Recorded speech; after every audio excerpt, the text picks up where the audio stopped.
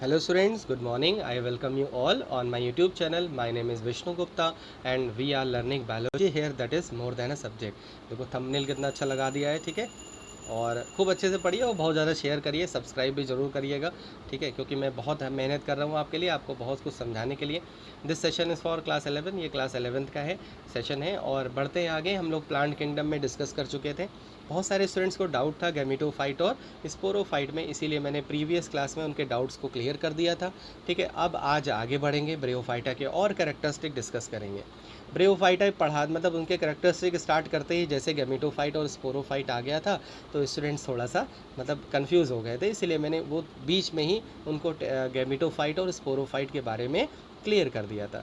जिनको मतलब अभी भी मतलब जिनको नहीं पता वो प्रीवियस वीडियो ज़रूर देख लें, उनको पता लग जाएगा कि हाँ ब्रियोफाइटा में गैमेटोफाइट और स्पोरोफाइट क्या होते हैं, ठीक है। तो देखो हम लोगों ने कौन कौन से कैरेक्टरिस्टिक पढ़ लिए थे।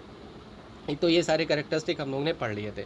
उसके बाद मैंने आपको मेल और फीमेल रिप्रोडक्टिव ऑर्गन के बारे में बता दिया था, ठीक है, कि वेंटर सेल्स क्या होती हैं, नेक सेल्स क्या होती हैं, कैसे गैमीट प्रोड्यूस जो होता है वो कैसे पहुंचता है, वाटर के थ्रू कैसे पहुंचता है। इसीलिए वाटर के बिना इनकी लाइफ साइकिल कंप्लीट नहीं होती है, ठीक है। उसके बाद जब जाइगोट बनता है तो जाइगोट जो है आगे की तरफ डेवलप होता है, ठीक है। और जो जाइगोट होता है वो स्पोरोफाइट बना लेता है, ठीक है। जब जाइगोट बनता है तो वो स्पोरोफाइट बनाता है और वो स्पोरोफाइट उसी प्लांट पे ही डेवलप होता है, ठीक है। तो जाइगोट जब स्पोरोफाइट में चेंज होगा तो वो जो स्पोरोफाइट होगा वो गैमेटोफाइट के ऊपर ही डेवलप हो जाएगा, वो अलग से डेवलप नहीं होगा, मतलब ये इंडिपेंडेंट नहीं होगा। यहाँ पे जो स्पोरोफाइट है वो इंडिपेंडेंट नहीं है, ठीक है। ये किस पे डिपेंड होगा, गैमेटोफाइट पे, मैंने प्रीवियस क्लास में आपको बता दिया है, ठीक है। और गैमेटोफाइट ही फोटोसिंथेसिस शो करेगा। अगर कॉम्पिटिटिव एग्जाम में ऐसे ही क्वेश्चन आते हैं कि कौन सा जो पार्ट है मतलब कौन से टाइप के मतलब उनके जो जनरेशन है वो क्या शो करती है, फोटोसिंथेसिस शो करती है, कौन सी लाइफ फॉर्म, तो आप गैमेटोफाइट बताओगे, ठीक है। अब आगे बढ़ते हैं। If the in the spore sac born spore mother cell, ठीक है। कल मैंने आपको बताया था कि जो स्पोरोफाइट होती है उसमें एक पार्ट होता है जिसमें स्पोर मदर सेल होती है। स्पोर मदर सेल में मियोसिस होगा। क्यों मियोसिस होगा भाई, क्योंकि स्पोर मदर सेल डायप्लॉयड होती है और जो ब्रियोफाइटा होता है वो खुद क्या होता है, हैप्लॉयड होता है। तो उसमें क्या होगा, उसमें मियोसिस होगा। मियोसिस होने के बाद स्पोर प्रोड्यूस करेंगे। कैसे स्पोर प्रोड्यूस होंगे, देखो लिखा हुआ है, हैप्लॉयड स्पोर प्रोड्यूस करेंगे, ठीक है। अब देखो जितने भी ब्रियोफाइट्स होते हैं ना होमोस्पोरस होते हैं। होमोस्पोरस का मतलब है कि जो भी स्पोर प्रोड्यूस होंगे वो एक जैसे होंगे, होमो। देखो पूरी बायोलॉजी में जहाँ पे भी होमो वर्ड आ जाए उसका मतलब होता है मतलब एक जैसा, ठीक है। मतलब फॉर्मल होता है, मतलब एक जैसा होता है, अलग अलग नहीं होता। अगर कहीं पे हेट्रो वर्ड आ जाए उसका मतलब होता है अलग अलग, कि एक स्पोर छोटा होगा एक स्पोर बड़ा होगा, ऐसा होगा। लेकिन अगर सारे स्पोर की साइज़ एक जैसी है, एक जैसे ही होते हैं, तो उसको बोलते हैं हम होमोस्पोरस। तो जितने भी ब्रियोफाइट्स होते हैं वो सब होमोस्पोरस होते हैं, कोई हेट्रोस्पोरस नहीं होता, ठीक है। उसके बाद जो स्पोर्स होते हैं ना, दे गेट डिसेमिनेटेड। डिसेमिनेटेड मतलब स्प्रेड हो जाते हैं, किसके हेल्प से, विंड के हेल्प से, ठीक है। जो स्पोर होते हैं वो विंड के हेल्प से इधर उधर चले जाते हैं, ठीक है। उनके लिए वाटर नहीं चाहिए, उनके लिए विंड चाहिए। और लेकिन अगर स्पोर के पास अनफेवरेबल कंडीशन नहीं है, ठीक है, जैसे किसी ड्राई एरिया में जाके गिर गए वो, ठीक है, लेकिन वहाँ पे डॉर्मेंट रहेंगे वो, जब तक उनको वाटर नहीं मिलेगा तब तक वो ग्रो नहीं करेंगे। तो it can remain dormant often for several decade, कई दिनों तक ये ऐसे रह सकते हैं। और जब भी इनको वाटर मिलेगा तो ये डेवलप करने लगेंगे, ग्रो करने लगेंगे। समझ में आया, ठीक है, क्लियर हो गया होगा। देखो लाइफ साइकिल भी इनकी जल्दी से देख लेते हैं। देखो अब मैंने बताया था ना कि जब भी आप ब्रियोफाइटा पढ़िए तो स्टार्ट यहाँ से करिए, क्योंकि मेन प्लांट बॉडी यही होती है। लीफ गैमेटोफाइट, लीफ गैमेटोफाइट क्यों बोल रहे हैं कि क्योंकि गैमेटोफाइट जो स्टेज होती है वो लीफी स्टेज होती है, ठीक है। और अभी मैं इसके लिए मैंने एक पिक्चर लगा दी, अभी मैं आपको दिखा दूंगा। जो जो लीफ गैमेटोफाइट होते हैं उसमें गैमेटोफाइट है तो इसलिए रिप्रोडक्टिव ऑर्गन्स होंगे। रिप्रोडक्टिव ऑर्गन दोनों एक ही गैमेटोफाइट पे प्रेजेंट हो सकते हैं, अलग अलग भी हो सकते हैं, ऐसा भी होगा, ठीक है, वो डिपेंड करेगा। तो जो मेल रिप्रोडक्टिव ऑर्गन होगा उसको बोलते हैं एंथ्रीडिया, और जो फीमेल होगा उसको क्या बोलेंगे, आर्कीगोनिया। फिर एंथ्रीडिया और आर्कीगोनिया बनाएंगे मेल गमीट और फीमेल गमीट। हम मेल गमीट को एंथेरेजॉइड बुलाते हैं और फीमेल गमीट को ऊसफेयर बुला सकते हैं। ऊसफेयर मतलब क्योंकि स्फेरिकल शेप में होते हैं ना गमीट, इसीलिए ऊसफेयर बुला लेते हैं। उसके बाद क्या होगा भैया, उसके बाद फर्टिलाइजेशन होगा। तुम्हें पता है भाई सेक्सुअल रिप्रोडक्शन में तो फर्टिलाइजेशन होगा ही होगा। फर्टिलाइजेशन के बाद जाइगोट बनेगा। सब लोग को यहाँ तक पता है कि गैमीट का फर्टिलाइजेशन के बाद जाइगोट बनता है। जाइगोट एम्ब्रियो बनाएगा और एम्ब्रियो डेवलप किस में होगा, स्पोरोफाइट में डेवलप होगा। और ये स्पोरोफाइट ग्रो किस पे होगा, गैमीटोफाइट में होगा। स्पोरोफाइट में एक स्ट्रक्चर होता है जिसका नाम होता है कैप्सूल। कैप्सूल में होती हैं स्पोर मदर सेल। और जब भी कहीं पे भी मदर सेल आ जाए पूरी बायोलॉजी में तो जान लेना वो डायप्लॉयड है। स्पोर मदर सेल में होगा रिडक्शन, क्योंकि प्लांट बॉडी क्या है, हैप्लॉयड है, इसीलिए यहाँ पे होगा रिडक्शन।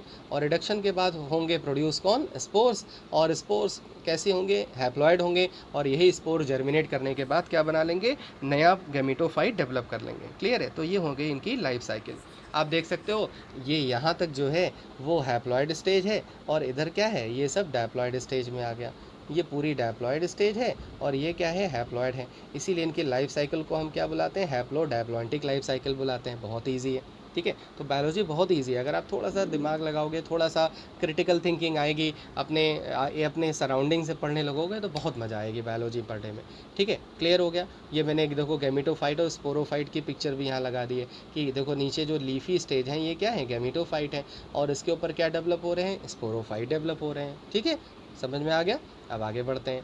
देखो जो ब्रियोफाइट्स हैं ना, उनको हम दो पार्ट में डिवाइड कर सकते हैं, दो क्लासेस में डिवाइड करते हैं। एक का नाम होता है लिवर वर्ल्ड और दूसरे का नाम होता है मॉसेस, ठीक है। मतलब एक ही ब्रियोफाइटा को, मतलब ब्रियोफाइटा जो मतलब वो है, मतलब क्लास फाइलम है, उसको हम दो पार्ट में डिवाइड कर सकते हैं। एक पार्ट को बुलाते हैं लिवर वर्ल्ड और एक दूसरे पार्ट को बुलाते हैं मॉसेस। अब हमें इसी का पढ़ना है। देखो मोस्टली हम 80% ना पढ़ चुके हैं।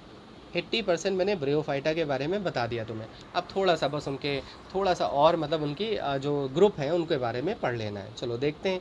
सबसे पहले आते हैं लिवर वर्ड। देखो यहाँ पे लिवर वर्ड है ना, जहाँ पे भी लिवर वर्ड आ जाए तो उसका टेक्निकल हम उसको बुलाते हैं हिपैटिक।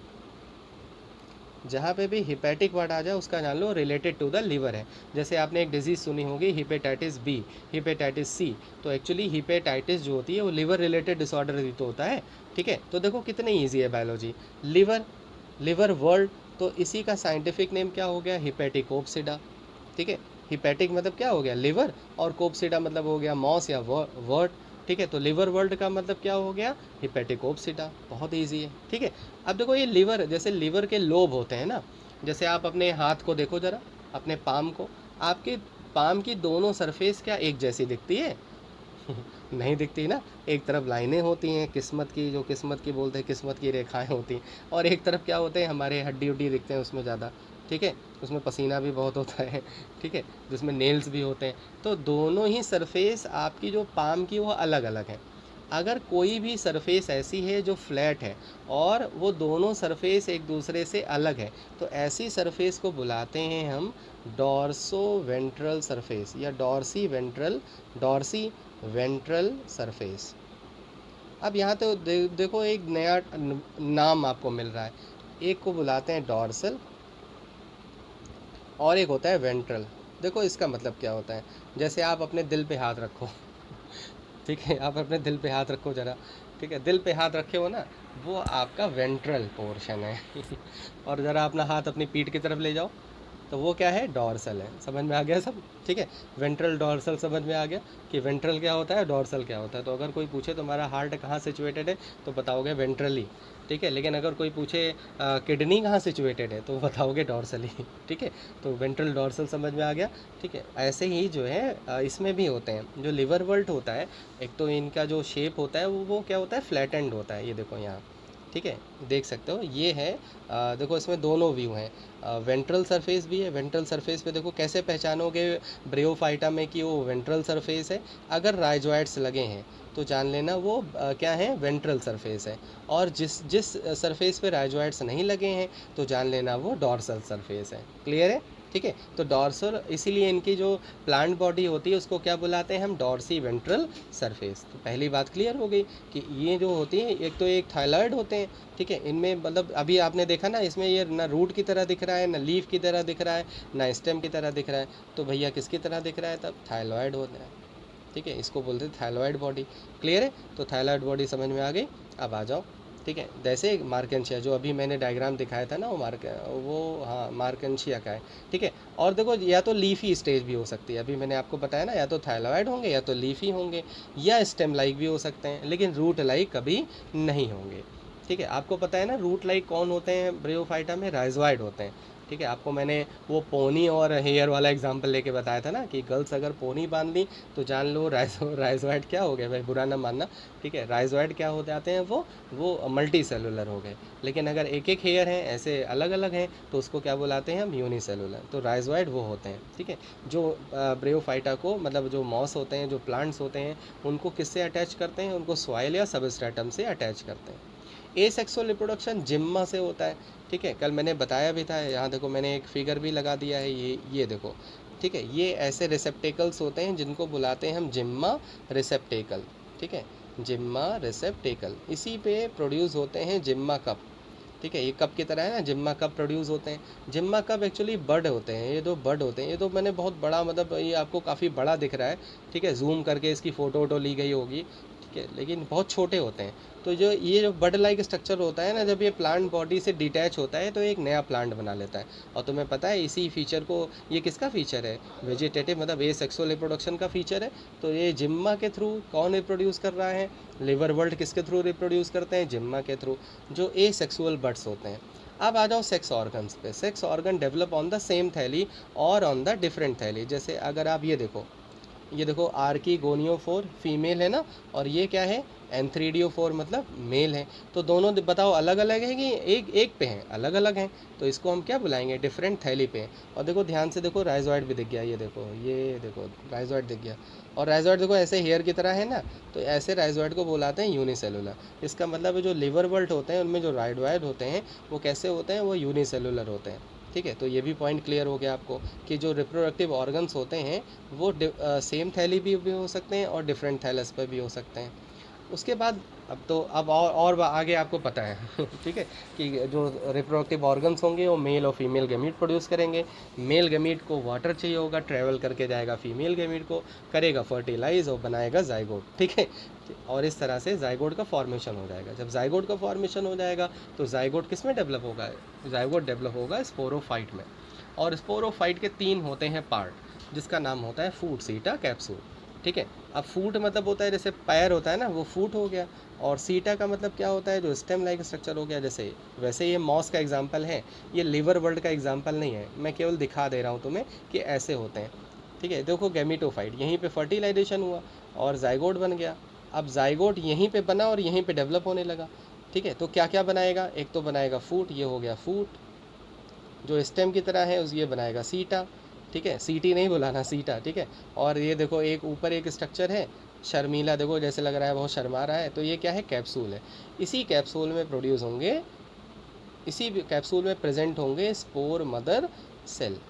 और आपको पता है पूरी बायोलॉजी में यहीं कहीं पे भी स्पोर मदर सेल या कोई भी मदर सेल आ जाए तो हमेशा वो क्या होगी? डैप्लॉइड। और अगर कोई भी मदर सेल है डैप्लॉइड है और उससे हैप्लॉइड प्रोड्यूस होना है तो कौन सा डिवीज़न होगा भैया? मियोसिस होगा। तो इसीलिए कैप्सूल में स्पोर का प्रोडक्शन होता है और किस डिवीज़न के थ्रू होता है? मियोसिस के थ्रू।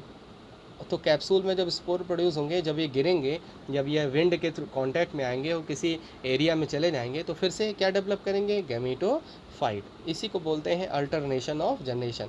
एक बार गैमीटोफाइट, फिर उसके ऊपर स्पोरोफाइट, फिर स्पोरोफाइट से स्पोर गिरा, फिर गैमीटोफाइट बना, फिर गैमीटोफाइट से स्पोरोफाइट बना, ऐसे ऐसे ऐसे ऐसे ऐसे ऐसे जलेबी, मतलब ऐसे ऐसे चलता रहेगा, ठीक है। तो इसी को बोलते हैं अल्टरनेशन ऑफ जनरेशन। अल्टरनेशन मतलब अल्टरनेट होना, एक के बाद एक आते रहना, ठीक है। क्लियर हो गया?